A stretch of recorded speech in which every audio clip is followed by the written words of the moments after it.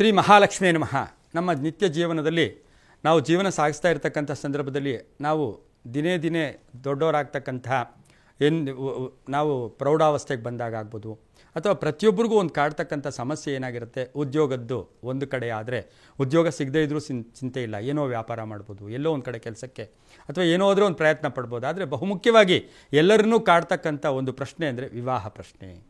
ವಿವಾಹ ಸಕಾಲಕ್ಕೆ ಕರೆಕ್ಟಾಗಿ ಆಗಲಿಲ್ಲ ಅಥವಾ ವಿವಾಹ ಲೇಟ್ ಆಗ್ತಾ ಇದೆ, ಅದು ಗಂಡು ಮಕ್ಕಳಾಗ್ಬೋದು ಹೆಣ್ಮಕ್ಳಾಗ್ಬೋದು, ವಿವಾಹದ ಚಿಂತೆ ಕಾಡ್ತಾ ಇದೆ ಅಂತ ಹೇಳಿದ್ರೆ ಅದರಲ್ಲೂ ಕೂಡ ನಮ್ಮ ಹಿಂದೂ ಸನಾತನ ಧರ್ಮದಲ್ಲಿ ನಾವು ಯಾವ ರೀತಿ ನಡ್ಕೋಬೇಕಾಗಿರುತ್ತೆ, ಏನದಕ್ಕೆ ಕಾರಣ ಆಗಿರುತ್ತೆ, ಯಾಕೆ ತಡವಾದ ವಿವಾಹ ಆಗ್ತಾ ಇದೆ, ಯಾಕೆ ಈ ಥರದ ತೊಂದರೆ ಆಗ್ತಾ ಇದೆ, ವಿವಾಹ ಆದಮೇಲೆ ಬರ್ತಕ್ಕಂತಹ ಒಂದು ಪರಿಣಾಮಗಳು ಪ್ರಕ್ರಿಯೆಗಳು ಅದನ್ನು ನಾವು ಹೇಳೋಕ್ಕೋಗಲ್ಲ. ಕೇವಲ ವಿವಾಹ ಯಾಕೆ ತಡ ಆಗ್ತಾ ಇದೆ ಅಂತಕ್ಕಂಥದ್ದನ್ನು ಗಮನಿಸಿ ನೋಡೋಕ್ಕೆ ಹೋದಾಗ ಅದು ಗ್ರಹಗತಿಗಳು ಇರ್ಬೋದು, ಮಂಗಳ ದೋಷ ಇರ್ಬೋದು, 2ನೇ ಮನೆ ಮಂಗಳ ಇರ್ಬೋದು, 4ನೇ ಮನೆ ಮಂಗಳ ಇರ್ಬೋದು, 7ರ ಮಂಗಳ ಇರ್ಬೋದು, 8ರ ಮಂಗಳ ಇರ್ಬೋದು, ಹಾಗೆ 12ರ ಮಂಗಳ ಇದ್ದಾಗ ನಾವು ಸಾಧ್ಯವಾದಷ್ಟು ಕೆಲವೊಂದು ಅಲ್ಲಿ ದೋಷಗಳನ್ನು ಕೂಡ ಜ್ಯೋತಿಷ್ಯದ ರೀತಿ ನೋಡ್ತೀವಿ.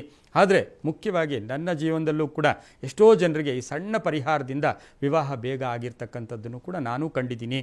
ಆ ರೀತಿಯ ಒಂದು ಪರಿಹಾರ ಯಾವುದು ಅಂತ ಹೇಳಿದ್ರೆ, ನಮ್ಮಲ್ಲಿ ಯಾವಾಗಲೂ ಹೇಳ್ತೀವಿ ವೃಕ್ಷೋ ರಕ್ಷತಿ ರಕ್ಷಿತಃ. ವೃಕ್ಷ ಕೂಡ ಮಾತಾಡುತ್ತೆ, ವೃಕ್ಷದಲ್ಲೂ ಕೂಡ ಒಂದು ಚೈತನ್ಯ ಶಕ್ತಿ ಇದೆ, ವೃಕ್ಷದಲ್ಲೂ ಕೂಡ ಒಂದು ವಿಶೇಷವಾದ ಶಕ್ತಿ ಇದೆ, ಆಯುರ್ವೇದ ಶಕ್ತಿ ಕೂಡ ಇದೆ. ಆ ರೀತಿ ನೋಡೋಕೆ ಹೋದಾಗ ಯಾರಿಗೆ ವಿವಾಹ ತಡ ಆಗ್ತಾ ಇದೆ, ಒಂದು ಸಣ್ಣ ತಂತ್ರ, ಆ ಸಣ್ಣ ತಂತ್ರ ಏನು ಅಂದರೆ ಮಂಗಳವಾರ ನಿಮಗೇನೇ ಜಾತಕ ದೋಷಗಳು ಇದ್ದರೂ ಕೂಡ ಅದನ್ನು ಪಕ್ಕಕ್ಕಿಟ್ಟು ಮಂಗಳವಾರದ ದಿನ ರಾಹುಕಾಲ ಸಮಯದಲ್ಲಿ 3ರಿಂದ 4:15 ರಾಹುಕಾಲ ಇರುತ್ತೆ.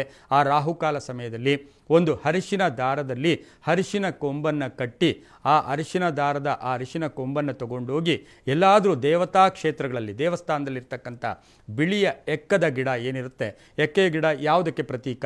ರವಿಗೆ ಪ್ರತೀಕ, ಸೂರ್ಯನಿಗೆ ಪ್ರತೀಕ, ಆರ್ಕ ಅಂತ ಹೇಳ್ತೀವಿ ನೋಡಿ. ನಾವು ಅದನ್ನು ಯಾರೂ ಕೂಡ ಯಾವುದಕ್ಕೂ ಉಪಯೋಗಿಸ, ಅದರಲ್ಲಿ ಭಗವಂತನ ಆವಿರ್ಭಾವ ಇರುತ್ತೆ, ಆ ಒಂದು ಸೂರ್ಯನ ಅಂಶ ಕೂಡ ಇರುತ್ತೆ. ಹಾಗಾಗಿ ಮಂಗಳವಾರ ದಿವಸ ರಾಹುಕಾಲ ಸಮಯದಲ್ಲಿ ಹಳದಿ ಬಣ್ಣದ ಹಳದಿ ದಾರದಲ್ಲಿ ಅರಿಶಿನ ಕೊಂಬನ್ನು ಕಟ್ಟಿ ಅದನ್ನು ತಗೊಂಡೋಗಿ ಆ ಎಕ್ಕೆ ಗಿಡಕ್ಕೆ ಪ್ರಥಮವಾಗಿ 3 ಸುತ್ತನ್ನು ಸುತ್ತಿದ್ದಾದಮೇಲೆ ಪೂರ್ವಾಭಿಮುಖವಾಗಿ ನಿಂತು ಅದಕ್ಕೆ ಕಟ್ಟಿ ಪ್ರಾರ್ಥನೆ ಮಾಡಿಕೊಂಡು ನನ್ನ ವಿವಾಹ ದೋಷವನ್ನು ಪರಿಹಾರ ಮಾಡು, ನನಗೆ ವಿವಾಹ ಭಾಗ್ಯವನ್ನು ಕಲ್ಪಿಸ್ಕೊಡು ಅಂಥೇಳಿ ಪ್ರಾರ್ಥನೆಯನ್ನು ಮಾಡಿಕೊಂಡು ಮನೆಗೆ ಬಂದಿದ್ದೆ ಆದರೆ 3 ಮಂಗಳವಾರ ಮಾಡಿದ್ದೆ ಆದರೆ ಸಾಕಷ್ಟು ಶುಭ ಆಗ್ತಕ್ಕಂಥದ್ದು. ಇನ್ನು ತೀವ್ರ ದೋಷ ಇದೆ, ಇದಕ್ಕೆ ಪರಿಹಾರನೇ ಇಲ್ಲ, ಜ್ಯೋತಿಷರು ಹೇಳ್ತಾರೆ, ಅಥವಾ ನಿಮಗೆ ಮದುವೆನೇ ಆಗಲ್ಲ, ಸ್ವಲ್ಪ ವರ್ಷಗಳು ಜಾಸ್ತಿ ಆಗಿದೆ, ಆಗಲೂ ಕೂಡ ಒಂದು ಪರಿಹಾರ ಇದೆ. ಆ ಪರಿಹಾರ ಏನು ಅಂತ ಹೇಳಿದ್ರೆ 48 ದಿನ, ಅದನ್ನು ಒಂದು ಮಂಡಲ ಅಂತ ಕರಿತೀವಿ. ಆ 48 ದಿನ ಹೆಣ್ಮಕ್ಕಳಿಗೆ ಇದು ಬೇಗ ವರ್ಜಿಸುತ್ತೆ, ಬೇಗ ಅದಕ್ಕೆ ಸಿದ್ಧಿಸುತ್ತದೆ. ಏನು ಅಂತ ಹೇಳಿದ್ರೆ, ಬೆಳಗಿನ ಜಾವ ಒಂದು ತಾಮ್ರದ ಪಾತ್ರೆ ಆಗಲಿ ಅಥವಾ ಹಿತ್ತಾಳೆಯ ಪಾತ್ರೆ ಆಗಲಿ, ಆ ಪಾತ್ರೆಯಲ್ಲಿ ಪ್ರತಿದಿನವೂ 48 ದಿನ ಬೆಳಗಿನ ಜಾವ ಎದ್ದ ತಕ್ಷಣ ಮುಖ ತೊಳ್ಕೊತೀರೋ, ಸ್ನಾನ ಮಾಡ್ತಿರೋ, ನಿಮ್ಮ ಯದ್ಭಾವಂ ತದ್ಭವತಿ, ಒಂದು ಇಡೀ ಅಕ್ಕಿ, ಒಂದು ಹಳೆಯ ಅಡಿಕೆ, ₹1 ಕಾಯಿನ್, ಇದನ್ನು ತಗೊಂಡು ಆ ಒಂದು ಪಾತ್ರೆಯಲ್ಲಿ ಹಾಕಿ ಆ ಮಹಾಲಕ್ಷ್ಮಿಗೆ ಪ್ರಾರ್ಥನೆಯನ್ನು ಮಾಡಿ, ಆ ದೇವಿಗೆ ಪ್ರಾರ್ಥನೆಯನ್ನು ಮಾಡಿ, ಪಾರ್ವತಿ ದೇವಿಯನ್ನು ಸ್ಮರಣೆ ಮಾಡಿಕೊಂಡು ಪ್ರತಿನಿತ್ಯವೂ ನನಗೆ ವಿವಾಹ ಭಾಗ್ಯ ಕಲ್ಪಿಸಿಕೊಡು ಅಂಥೇಳಿ 48 ದಿನ ನೀವು ಪ್ರಾರ್ಥನೆ ಮಾಡಿ ಆ ಅಕ್ಕಿಯನ್ನು ಹಾಕಿ 48ನೇ ದಿನ ಆ ಅಕ್ಕಿಯಿಂದ ಏನಾದರೂ ಸಿಹಿ ತಿಂಡಿಯನ್ನು ಮಾಡಿ ನೀವು ಒಂದಷ್ಟು ಜನಕ್ಕೆ ಪ್ರಸಾದ ರೂಪದಲ್ಲಿ ಕೊಟ್ಟು ಆ ₹48 ದೇವಸ್ಥಾನಕ್ಕೆ ಕೊಟ್ಟು ಆ ಅಡಿಕೆಗಳನ್ನು ಮುತ್ತೈದೆಯರಿಗೆ ಕೊಟ್ಟರೆ ಶೀಘ್ರ ವಿವಾಹ ಆಗುತ್ತೆ, ತುಂಬ ಒಳ್ಳೆಯದಾಗುತ್ತೆ. ಇದು ತಂತ್ರ.